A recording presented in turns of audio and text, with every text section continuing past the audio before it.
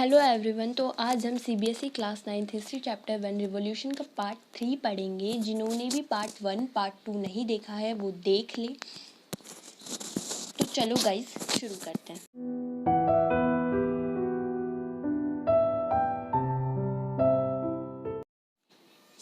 Even after 1789 problems kept on going in France। 1789 के बाद भी प्रॉब्लम्स भाई साहब चलती ही रही। What was the problem?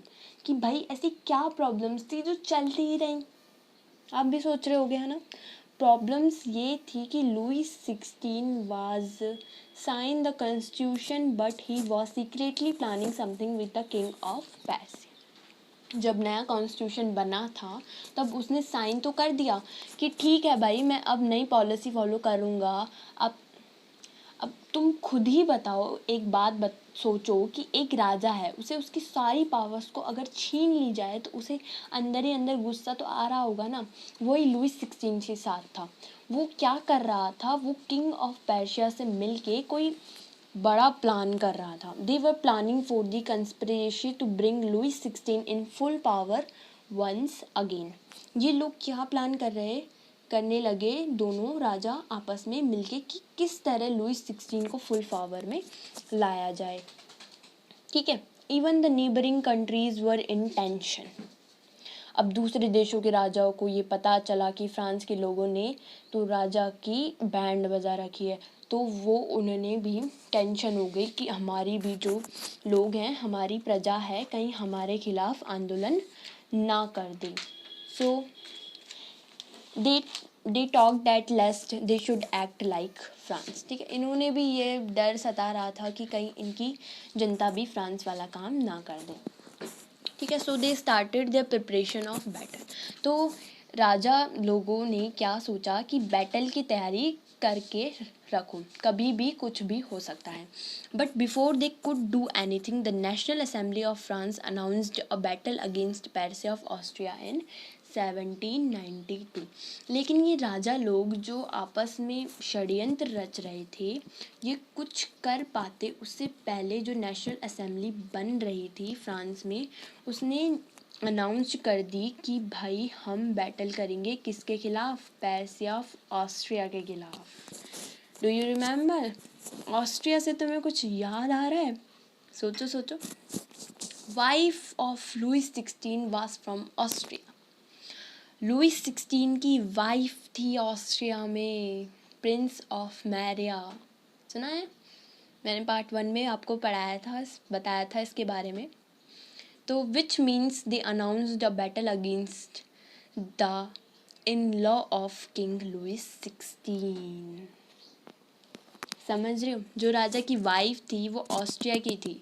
तो एक बात क्लियर हो गई कि नेशनल असेंबली ने जो युद्ध छेड़ा वो राजा के ससुराल में। समझ गए? When it was about the stake of the country, even common men of France joined the army। जब बात अपने देश की तो जो कॉमन लोग थे, हज़ारों लोगों ने आर्मी ज्वाइन कर ली।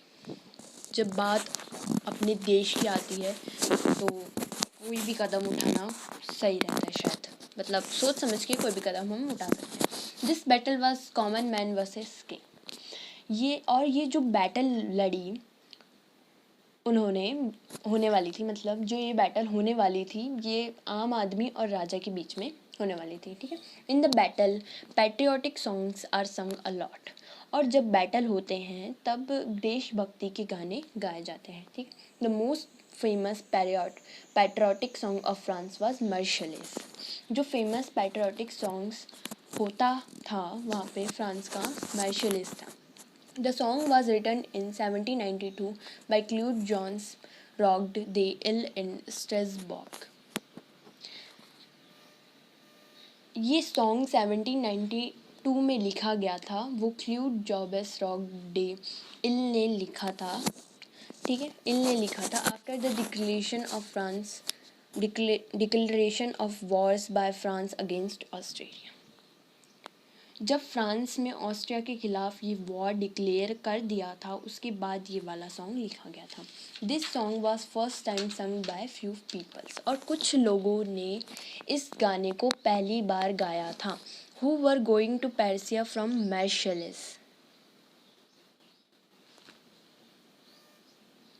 मार्शलिस टू जॉइन दी आर्मी. समझ रहे हो. और एक जगह है मार्शलिस, वहाँ से वो पेरिस जा रहे थे.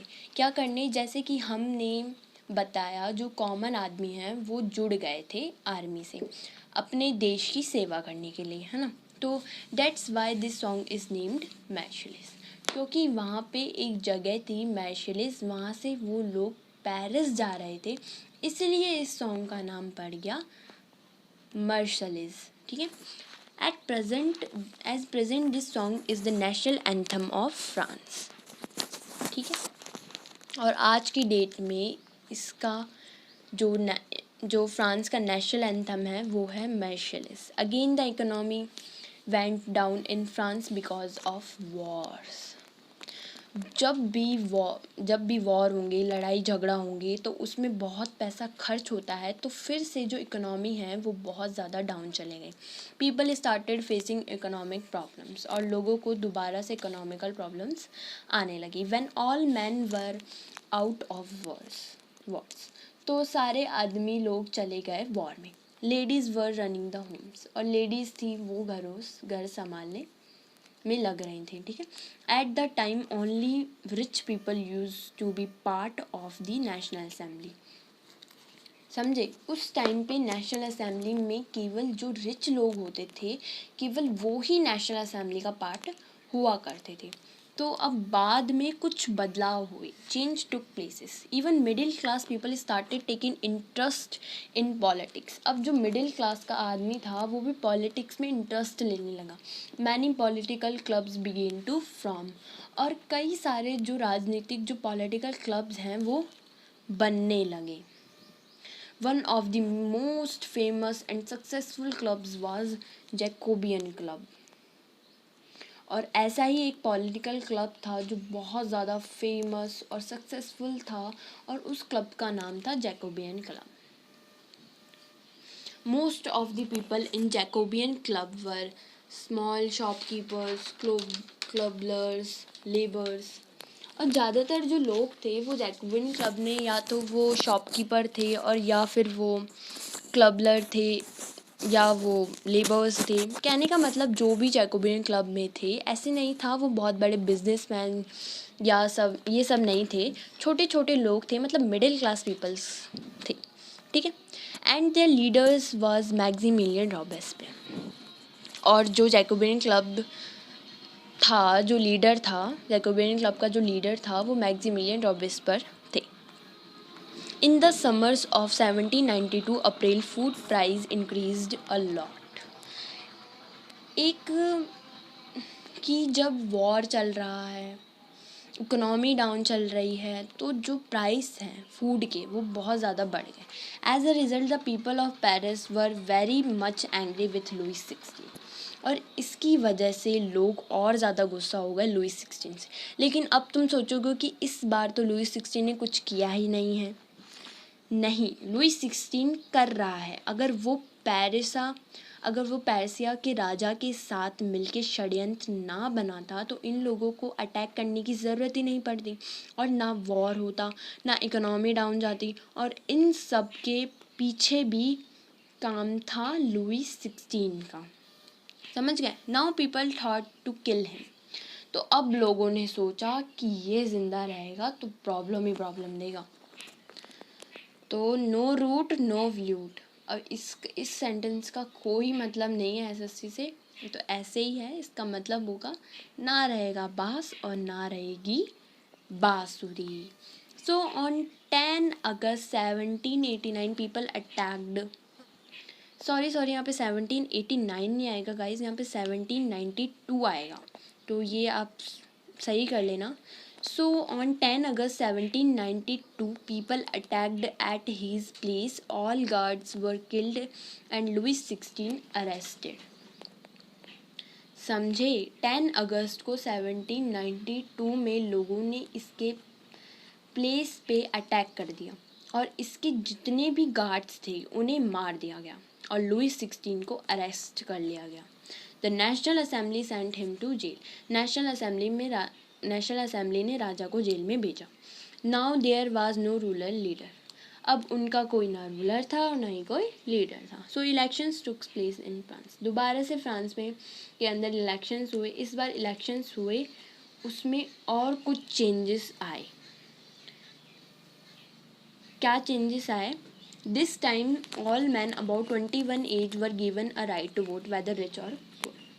इस बार जो भी आदमी था वो 21 ईयर्स से प्लस का है, वो वोट कर सकता है, चाहे वो अमीर हो चाहे वो गरीब हो। तो नेशनल असेंबली का नाम चेंज करके रख दिया गया कन्वेंशन। ठीक है, तो ये याद रखना आप कि पूछा जा सकता है कि नेशनल असेंबली का नाम चेंज करके क्या रख दिया गया, तो कन्वेंशन रख दिया गया था। ओके, तो 21 फर्स्ट 1792 ही आएगा यहाँ पे भी। मैंने गलती से 1789 कर रखा है, यहाँ पे भी 1792 आएगा। ठीक है, 21 first September 1792 monarchy system over, France become national. समझ रहे? 21 फर्स्ट सितंबर 1792 को मोनार्ची सिस्टम ख़त्म कर दिया गया और फ्रांस अब रिपब्लिक हो गया। और जो राजा था फ्रांस का, उसका हो गया था द एंड। और फ्रांस अब बनाएगा, अब जो वो फ्रांस था अब वो रिपब्लिक बन गया था। तो अब तुम सोचोगे कि भाई रिपब्लिक का मीनिंग क्या होता है? तो रिपब्लिक का मीनिंग होता है, Republic is a type of government in which government and it is chosen by common people। अब देखो, इंडिया के अंदर अब दिल्ली की बात करूँ तो सीएम इस टाइम पे अरविंद केजरीवाल जी हैं। ठीक है, इससे पहले सरकार कांग्रेस की थी, शीला दीक्षित जी की। कॉमन लोग यानी कि हम लोगों को एक राइट होता है वोट करने का, हम ज़्यादा जिसको वोट करेंगे उसकी सरकार बनेगी। तो रिपब्लिक का मीनिंग होता है कि ऐसी गवर्नमेंट बनेगी, ऐसा गवर्नमेंट का हेड आएगा जिसका खुद जनता चूज करेगी। Louis 16 was punished publicly on 21 January 1793। On 21 January 1793 को लुई 16 को सजाए मौत दे दी गई। Not even his wife was killed after some time. और उसकी पत्नी को भी मार दिया गया कुछ समय बाद। अब पता नहीं क्यों मार दिया गया, उस पत्नी का बेचारी का क्या दोष था, अब ये नहीं पता।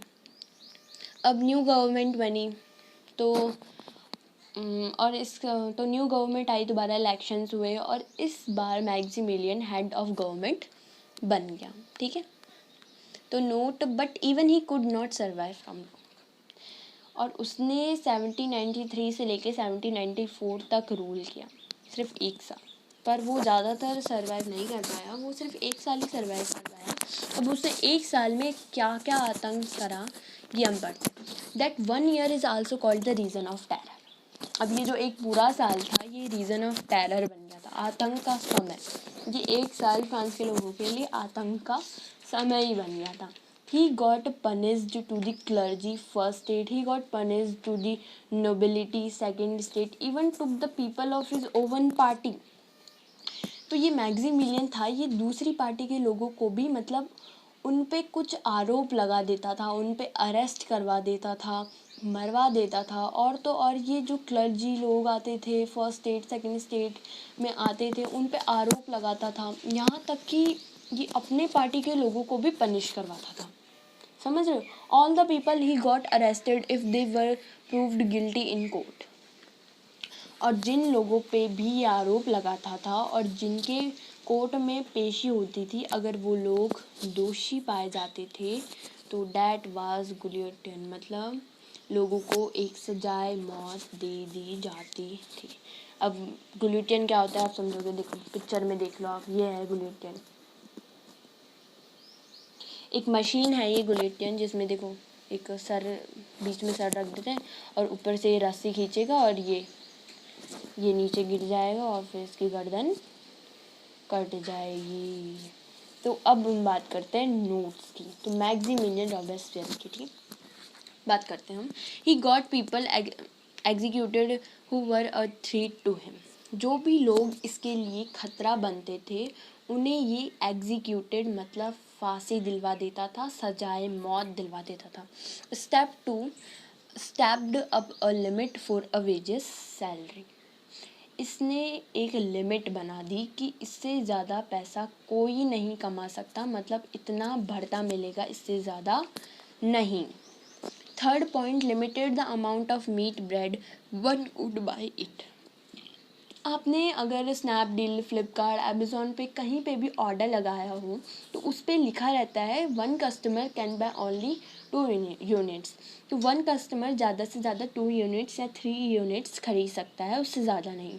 तो इसने क्या किया कि लोग ऐसा नहीं जितना मर्जी मन करेगा उतना ब्रेड ले सकते हैं, जितना मर्जी ईट ले सकते हैं.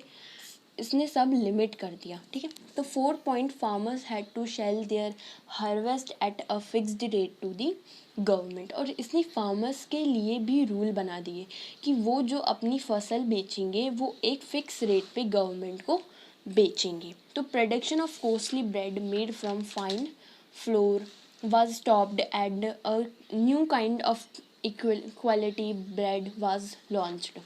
अब एक ब्रेड बनती थी जो कि वाइट शेड की होती थी, है ना, इसलिए उसका प्रोडक्शन बंद करवा दिया गया. वाइट शेड आते ही बनती थी जो कि काफ़ी महंगी होती थी, इसलिए उसका प्रोडक्शन बंद करवा दिया गया. एक इक्वलिटी ब्रेड लॉन्च करवा दी और सबको वो ही ब्रेड खानी पड़ेगी. Now the people were arrested addressed as citizens. Okay. पहले लोगों को, वहाँ के जो लोग थे फ्रांस के, उन्हें जो आदमियों को सामने देते थे तो उनको सर कहा जाता था. ठीक है, उनको सर कहा जाता था और लेडीज़ को मैम. इसलिए इसने कहा ये सब बंद करो, लोगों को अब सिटीजन्स कहा जाएगा. समझ रहे हैं आप. पहले को लोगों को, वहाँ पे जो लोग थे फ्रांस के, उन्होंने जो आदमियों को सम्मान देने के लिए जेंट्स को सर कहा जाता था और लेडीज़ को मैम कहा जाता था. तो कहा होगा मैक्सिमिलियन ने कि ये सब बंद करो, अब इन लोगों को सिटीजन्स कहा जाएगा. ठीक है. 7 point, he closed churches and open offices. उसने सारे चर्चेज वगैरह बंद करवा दिए और उसने ऑफिसेस खुलवा दिए. अब रीजंस क्या क्या थे. People kept on asking him the reasons. Question पूछते रहते हैं हमसे, क्यों करवा रहे हो, क्यों इतनी पॉलिसी, कैसे, कब, क्या. ठीक है. Finally the court found him guilty in 1794 and he was punished to death by guillotine. Finally इसने इतना दुश्मन बढ़ा लिए कि इस पे भी जब आरोप लगे तो कोर्ट ने इसे दोषी पाया और 1794 में इसे भी वो ही सज़ा हुई जो ये लोगों को दिलवाता था. तो इससे एक कहावत याद आती है मुझे, जैसी करनी वैसी भरनी. तो उसे भी सजाए मौत दे दी गई, गुलिंटन, मतलब उसे भी गुलिंटन की सज़ा दे दी गई. After the fall of the Jacobin government. तो जैकोबियन गवर्नमेंट का अंत हो गया. ठीक है. Upper middle class people come in power. अब जो अपर मिडिल क्लास पीपल थे वो पावर में आ गए. Again a new constitution was made. अब दोबारा से नया कॉन्स्टिट्यूशन बना. अरे यार ये कितने कॉन्स्टिट्यूशन बनाएंगे, पढ़ के थक चुके हैं कॉन्स्टिट्यूशन. तो according to new constitution only a person with house and property can vote. अब याद करो जो पुराने वाला आया था कि हर आदमी 21+ जो भी है वो ही वोट कर सकता है, चाहे गरीब हो चाहे वो अमीर हो. लेकिन अब जो नया कॉन्स्टिट्यूशन आया है, उन्होंने कह दिया केवल वो लोग वोट कर सकते हैं जिनके पास मकान या खुद की प्रॉपर्टी है. People of France, 2 legislative councils और डायरेक्टरी 5 मेंबर्स. अब जो नया सिस्टम हुआ फ्रांस में, क्या हुआ, फ्रांस के जो लोग थे दोबारा से वोट करते थे. ठीक है. वोट करके 2 लेजिस्लेटिव काउंसिल्स बनाते थे. वो जो 2 लेजिस्लेटिव काउंसिल्स जो जाते थे वो एक डायरेक्टरी बनाते थे और उसे डायरेक्टरी में 5 मेंबर्स रखते थे। उन्हें पता है कि हम एक मेंबर्स नहीं रख सकते, नहीं तो मैक्सिमिलियन वाला काम हो जाएगा, फिर से वो अपनी मनमानी चलाएगा, तो सारी जो पावर होगी वो एक आदमी के हाथ में ना जाए, वो बटी रहे, इसलिए 5 मेंबर्स रख दिए गए। यहाँ तक तो सब ठीक था, लेकिन इसके थोड़े टाइम बाद क्या हुआ, ये जो डायरेक्टरी के लोग हैं, लेजिस्लेटिव काउंसिल्स के लोग हैं, इन्हों के बीच में आपस में होने लगा तू मैं वाला काम, तू मैं वाला काम, और ये वाला सिस्टम भी चल नहीं पाया। ये देखो, जैसे आप पिक्चर में भी देख सकते हैं, ऐसे तू मैं करते होंगे ये लोग भी। ठीक है, there was no strong political structure, as a result a military dictator got the power name Napoleon Bonaparte. और कोई पॉलिटिकल स्ट्रक्चर था ही नहीं, और इसका फ़ायदा उठाया एक मिलिट्री के डिक्टेटर ने, उसका नाम था नेपोलियन बोनापार्ट। ठीक है, good part was that ideas like freedom and equality kept on motivating people for political movement. लेकिन अच्छी बात ये थी कि इक्वलिटी के नाम पे या फ्रीडम की वजह से फ्रांस के लोग पॉलिटिकल मूवमेंट करते रहे। तो यहाँ पे होता है हमारा पार्ट 4 ख़त्म। तो मैं आपसे मिलूँगी अब हमारे 4th पार्ट पे। चलो guys, thank you so much for watching the video.